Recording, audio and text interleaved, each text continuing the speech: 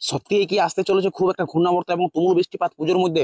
তো বিভিন্ন আবহাওয়া চ্যানেলগুলোতে বিভিন্ন ধরনের রিপোর্ট, বিভিন্ন ধরনের প্রতিবেদন আপনারা দেখতে পাচ্ছেন। সত্যি কি যে বৃষ্টি হবে নাকি মিথ্যা কথা, সমস্ত কিছু A to Z সম্পূর্ণ আমরা জেনে নেব এই ভিডিওর মাধ্যমে। তাই চলুন সকলে ভিডিওটি মনোযোগ সহকারে শেষ পর্যন্ত দেখতে থাকি। এবং একটি দক্ষিণ চীন সাগর থেকে মহা শক্তিশালী ঘূর্ণাবর্ত বা ঘূর্ণিঝড় আসতে চলেছে, সেই সম্বন্ধেও আমরা জেনে নেব।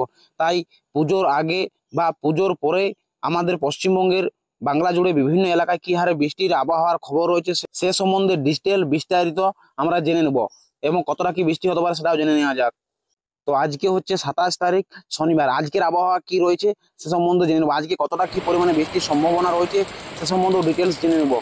তো আজকে আমরা দেখতে পাচ্ছি সাধারণত আজকে সকাল দিকে মেঘলা মেঘলা আকাশ যথেষ্ট পরিমাণে ছিল এবং কিছু কিছু এলাকায় দুপুর পর্যন্ত মেঘলা আকাশ দেখা যাবে, কিন্তু তার পরবর্তীকালে ধীরে ধীরে আকাশ পরিষ্কার হওয়ার সম্ভাবনা রয়েছে। কিন্তু যেই বিকেল 2টো বা 3টা বেজবে সেই সময় বিভিন্ন এলাকায় প্রচুর পরিমাণে বৃষ্টির সম্ভাবনা রয়েছে। যেমন সেই এলাকাগুলো হচ্ছে সাধারণত কলকাতা, হলদিয়া, খড়গপুর, জামশেদপুর, বাঁকুড়া জেলার অনেকাংশে এবং পুরুলিয়া জেলার অনেকাংশে, তার সাথে মেদিনীপুর জেলার অনেকাংশে প্রচুর বৃষ্টির সম্ভাবনা রয়েছে। বিভিন্ন আরামবাগ, শান্তিপুর, তার সাথে হলদিয়া, শ্যামনগর, চিটাগং, দুর্গাপুরের কিছু অংশ এবং বাঁকুড়ার কিছু অংশে বিভিন্ন এলাকায় বৃষ্টির সম্ভাবনা যথেষ্ট বেশি পরিমাণে দেখা যাচ্ছে বিকেলের দিকে।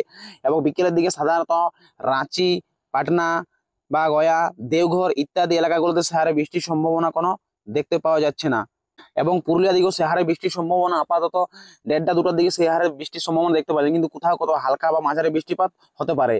কিন্তু দুপুর 12টা 1টার দিকে পুরুলিয়ার অনেকাংশে বৃষ্টির সম্ভাবনা যথেষ্ট পরিমাণে সম্ভাবনা রয়েছে আজকে। এরপর যেই সন্ধ্যে আসছে, সন্ধ্যের দিকে সাধারণত আকাশ পরিষ্কার হয়ে যাচ্ছে আমাদের দক্ষিণবঙ্গের বিভিন্ন এলাকাগুলো, রাঁচি, ধানবাদ থেকে শুরু করে কলকাতা, বাঁকুড়া, বীরভূম, জামশেদপুর, দেওঘর, রাউরকেল্লা, বালাসোর, খড়গপুর ইত্যাদি ইত্যাদি জায়গাগুলো সাধারণত আকাশ পরিষ্কার দেখা যাচ্ছে সন্ধ্যের দিকে।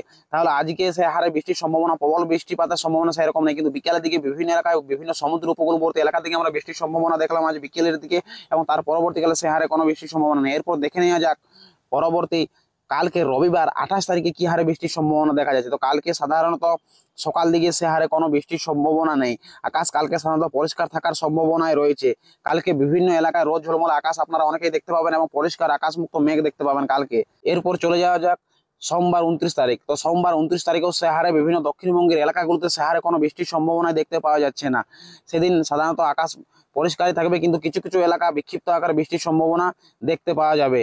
নেক্সট পরবর্তী দিন 30 তারিখেও মঙ্গলবারও সে হারে বৃষ্টির সম্ভাবনা দক্ষিণবঙ্গের এলাকাগুলোতে সে হারে নেই, কিন্তু 30 তারিখে কলকাতা, আরামবাগ, পুরুলিয়া, বাঁকুড়া, জামশেদপুর, চাকুলিয়া, খড়গপুর ইত্যাদি ইত্যাদি এলাকায় সে হারে বৃষ্টির সম্ভাবনা নেই। দুর্গাপুর, বর্ধমান বৃষ্টির সম্ভাবনা নেই। কোথাও হয়তো ছিটেফোঁটা বৃষ্টি বিক্ষিপ্ত আকারে হতেই পারে, কিন্তু সে হারে তুমুল বৃষ্টি, অতিরিক্ত বৃষ্টিপাতের সম্ভাবনা নেই। নেক্সট পরবর্তী দিন 1 তারিখে দেখা নেওয়া যাক বৃষ্টির সম্ভাবনা কতটা কি পরিমাণে রয়েছে।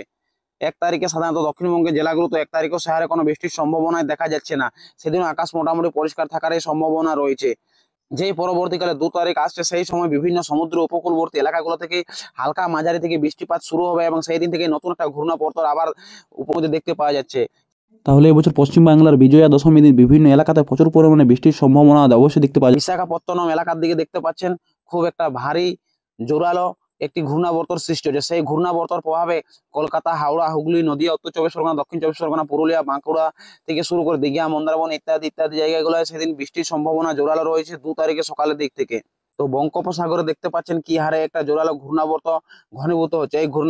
এই ঘূর্ণাবর্তের প্রভাবে অবশ্যই দক্ষিণবঙ্গের বিভিন্ন এলাকায় বৃষ্টিপাত হবে এবং তার সাথে বাংলাদেশের বিভিন্ন এলাকাতেও বৃষ্টির সম্ভাবনা সেদিন রয়েছে 2 তারিখে।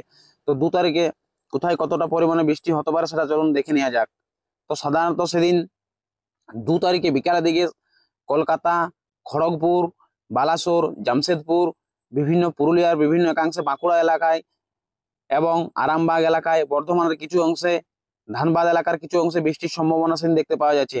সাধারণত উপর দিকে ভগলপুর, দেওঘর, রাঁচি ইত্যাদি এলাকাগুলোতে অতটা সে হারে বৃষ্টির সম্ভাবনা দেখতে পাওয়া যাচ্ছে না, কিন্তু রাউরকেল্লা, ভুবনেশ্বর, তার সাথে বিশাখাপত্তনমের বিভিন্ন এলাকায়, জগদ্দলপুর ইত্যাদি ইত্যাদি এলাকায় সেদিন বৃষ্টিপাতের যথেষ্ট সম্ভাবনা রয়েছে। এবং বাংলাদেশের বিভিন্ন এলাকাগুলোতে যেমন রাজশাহী, মেহেরপুর, কুমিল্লা, ঢাকা ইত্যাদি ইত্যাদি এলাকায়, বরিশাল, খুলনা ইত্যাদি ইত্যাদি এলাকাগুলোতে সেদিন 2 তারিখে বৃষ্টির সম্ভাবনা যথেষ্ট পরিমাণে আমরা দেখতে পাচ্ছি।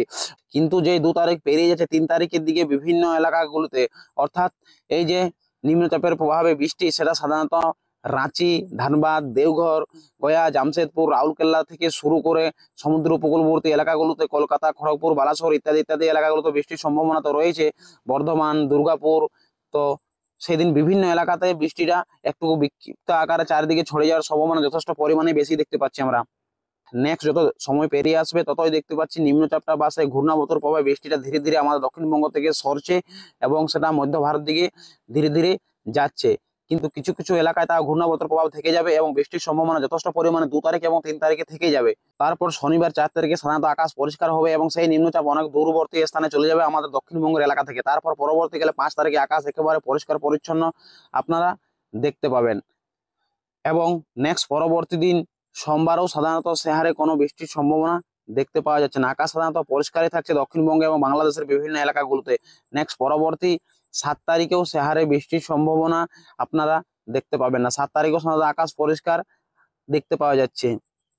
তাহলে আপনারা দেখতে পাচ্ছেন পুজোর পঞ্চমী এবং ষষ্ঠীতে বৃষ্টির সম্ভাবনা হালকা মাঝারি কোথাও বেশি পরিমাণে রয়েছে এমন আমাদের পশ্চিমবাংলার মধ্যে এবং বাংলাদেশের কিছু অংশে, এবং পুজোর ষষ্ঠমী অষ্টমীতে সাহারে বৃষ্টির সম্ভাবনা নেই। কিন্তু যেই দশমী বিজয়া দশমীতে আপনারা বৃষ্টিপাত বিভিন্ন এলাকায় জোরালো বৃষ্টিপাত দেখতে পাবেন।